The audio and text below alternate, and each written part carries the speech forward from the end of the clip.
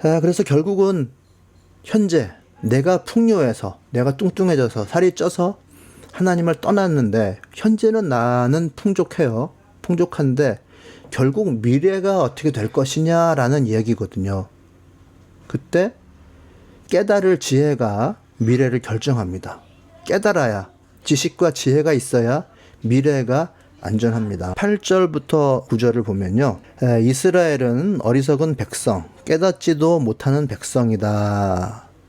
29절, 자기들이 왜 패배를 당하였는지를 깨달을 지혜라도 있었으면 좋으련만 그들의 종말이 어떻게 될지 깨닫기만이라도 했으면 좋으련만, 이런 얘기가 8절 29절에 나옵니다. 근데 요 본문은 너무 의역이 되어 있기에 조금 제가 직역을 한번 해볼게요. 이스라엘은 어리석은 백성, 깨닫지도 못하는 백성이다, 이렇게 되어 있는데, 이스라엘은 조언이 부족하다, 카운셀인데, 즉 조언을 받아들이는 기능이 상실되었고, 그래서 결국 지식이 부족하다라고 하는 게 직역이에요. 그래서 29절로 넘어가서 그들이 지혜로워서 이 상황을 이해하고, 현재 이 상황을 이해하고 그들의 미래를 분별했으면, 이해했으면 미래에 대한 언급으로 나아가는 것이거든요.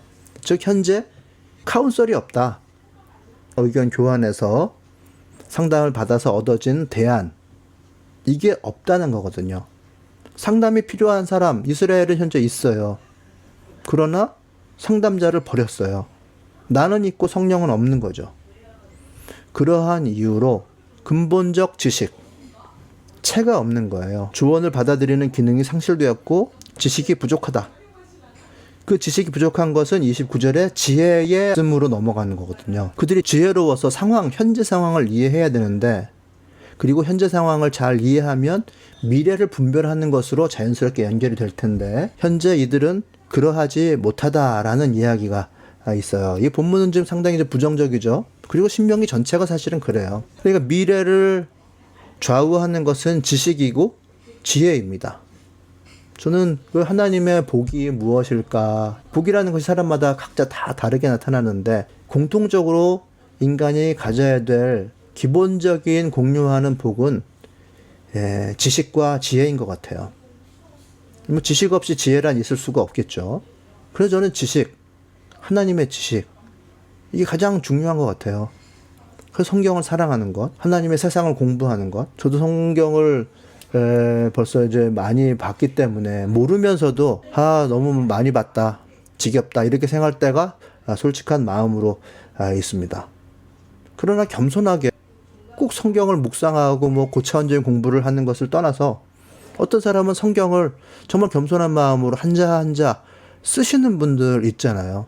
그래서 두꺼운 자기만의 성경책을 만드는 것, 전 너무 아름다운 것 같아요. 그러면서 거기에서 하나님 한 분을 정확하게 하나의 지식이라도 나에게 발견할 수 있다면 최고죠. 성경을 쓰는 것. 혹은 성경을 쭉 완독하는 것, 통독 쭉 해서 처음부터 끝까지 읽어가는 것. 그래서 단 한 가지의 하나님의 말씀, 하나님의 마음을 알 수 있다면 그것으로 평생을 살아갈 수 있습니다. 수십, 수백 가지의 지식을 내가 알아 살아가는 것이 아니라 딱 한 가지 하나님의 말씀을 제대로 알 수 있다고 하면, 성경을 필사하는 것이든 성경을 통독하는 것이든 혹은 그때그때마다 묵상하는 것이든 다 좋다고 저는 생각해요. 저는 성경을 공부합니다. 성경을 공부하고 또 제가 공부하는 것을 도구 삼아서 나를 이해하려고 해요. 다른 사람을 이해하려고 하는 게 아니라 성경을 공부해서 다른 사람들을 부족하다 여기고 지적하는 것이 아니라 나를 이해하려고 하거든요. 시선이 다른 사람들을 향하게 되면 성경을 공부해서 내비게 돼요. 그러나 성경을 공부하고 또 세상의 지식을 가지고 내가 어떤 사람인지, 내가 어떤 사람이었는지, 그 이후로 현재의 내가 어떻게 되었는지를 이해하려고 하는 게 저의 성경 공부 방법이에요. 성경으로 나를 가지치게 해야죠. 성경으로 나를 알자. 그 지식과 그리고 지혜가 결합되면 성령과 함께 만들어 나가는 참자가 형성이 돼요. 참자는 꼭 내면적인 정신적인 차원을 얘기하는 것만 아닙니다. 하나님과 함께하는 그 내면을 중심으로 해서 나의 생활 전체가 바로 나의 참자아예요. 사회적 내가 있죠? 사회적인 역할을 부여받은 나, 직업적인 나, 사람들이 다 아는 나가 아니라 성령께서 만들어주신 나, 참자. 그것이 성령과 함께하는 지혜로 형성되는 거예요. 이 지식에서 지혜로 나아가는 과정이 굉장히 쉽진 않아요. 고대 그리스 이란 영화에 보면 무녀들이 막 취한 상태에서 신탁을 받으면 그게 무슨 소리인지 모릅니다. 그것을 해석해 주는 사람이 꼭 필요하거든요. 기독교에서도 방언이 있죠? 방언을 해석하는 은사가 필요해요. 즉 지식을 지혜로 적용하는 것이 굉장히 중요합니다. 내가 한 행동이, 내가 한 말이 맞았는지 틀렸는지 성령님과 함께 분별하는 가운데서 지혜가 생기는 것이거든요. 예를 들어서 기타를 막 화려하게 치고 싶어요. 그러나 화려하게 막 치려고 하다 보면 왼손과 오른손의 쿵짝이 안 맞아요. 그러나 천천히 오른손과 왼손을 맞추려고 하는 노력을 반음계 치면서 하거든요. 그걸 크로매틱 연습을 한다. 반음을 계속 꾸준히 치는 거예요. 반음씩 올려가면서 내려가면서.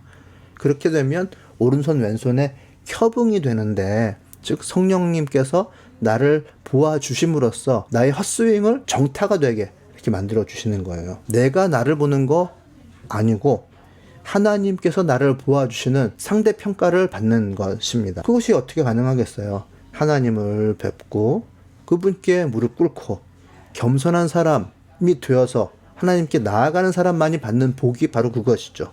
참 자아를 형성시켜 나아가는 것. 화분을 관리하시는 분을 보니까 화분의 가지를 적절하게 쳐내서 화분 전체를 건강하게 유지하더라고요. 그렇게 적절하게 가지치기를 하는 것이 바로 하나님께서 나를 만져주시는 것이고, 그게 바로 참자가 되는 길입니다. 성령과 함께 만들어 나가는 참자, 그게 뭘까?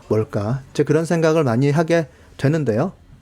저는 이게 선한 습관을 가지게 되었느냐, 결국 이렇게 나타나는 것 같아요.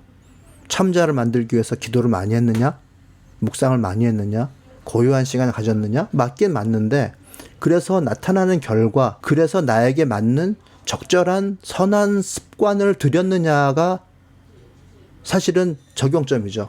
저는 좋은 습관 가지기, 참자를 이야기할 때 좋은 습관을 가졌느냐로 얘기하고 싶어요. 하나님의 지식과 지혜로 참자가 형성되어 가고 있느냐, 그것은 좋은 습관을 가지고 있느냐라고 얘기해야 될 것 같습니다. 아니면 무지몽매해져서 미래가 없는 것이죠. 하나님을 잃어버려서 미래가 없는 것입니다. 참 무지몽매함의 결과로 형성되는 많은 것들이 있어요. 종교 집단이 행복으로 속여서 사람들에게 돈을 받고 또 권력도 받아서 그들은 누리는데, 사실 그들에게 권력도 제공하고 돈을 제공한 사람들은 사실 아무것도 없는, 우리 통일교 지금 2대 교주 한학자 여사 무원죄 독생녀라고 주장하시죠. 여신일까요? 교주가 2대째인데 교세가 한 30만이다, 전 세계적으로 300만이다, 이렇게 얘기를 합니다. 청평에 장락산이라고 하는 곳이 있는데, 문성면 총재 때는 아마 그 궁전 하나만 있었던 것으로 저는 알고 있었는데요. 이제는 그 안반을 이렇게 깎아서 만든 그 석조 건물, 그거 말고도 거기에 박물관도 있고 병원도 있고 학교도 있고 호텔도 있고 카페도 있고 등등 이렇게 타운이 하나 형성이 됐는데, 그들이 대단히 반사회적인 행동을 했다, 그걸 말씀드리지는 않겠고요. 결국 그 돈이 어디서 왔느냐, 그 한학자 씨를 무언죄한 독생녀라고 생각한 사람들에게서 얻은 돈이 거기에 다 들어간 거잖아요. 그런 시스템이 형성된다라고 하는 거예요. 저는 우리가 알아야 된다. 결국 지혜가 있어야 된다. 지혜가 있어야 미래를 열어간다. 그 지혜를 얻기 위해서는 이 근본에 머물러야 한다. 우리들에게 현재의 풍요를 주신, 나에게 수천 수만 가지의 복을 주신 하나님께 머무르는 것이 꼭 필요하다라고 생각을 합니다. 반석은 바로 하나님이세요. 이 성경에서, 이 신명기에서 끝내는, 계속해서 너희들이 가지고 있는 젖과 꿀이 흐르는 땅의 은혜를 하나님을 떠나면 잊어버리게 된다. 패배하게 된다. 이렇게 이야기하고 있습니다. 그래서 결론적으로는 모두 다 놓고 나오죠. 바벨론의 포로가 되어서 나오게 되고 페르시아의 포로가 돼서 젖과 꿀이 흐르는 땅에서 쫓겨나게 되고요. 특히 오늘 본문은 블레셋에게 패배하는 그러한 역사적인 사건을 배경으로 하고 있다고 학자들은 이야기합니다. 그래서 실은 하나님의 도구가 된 블레셋이 있지만 진짜 패배한 이유가 무엇인지에 대해서 하나님은 경고를 하고 얘기하고 있는 중이거든요. 원수는 누군가, 근본적인 원수는 누군가, 왜 패배했느냐, 그것은 깨닫지 못하는 내가 사실은 진짜 패배의 원인이다. 진짜 패배하게 된 원수는 바로 나 자신이다. 깨닫지 못하는 내가 패배의 원인이라고 이야기를 하고 있습니다. 저는 이런 근본을 잃어버린 사람들이 미래가 불안정해질 수밖에 없는 이런 메시지를 오늘 본문을 통해서 전해드렸고요. 적용적인 차원에서 honoring our roots라고 하는 것을 말씀드리고 싶어요.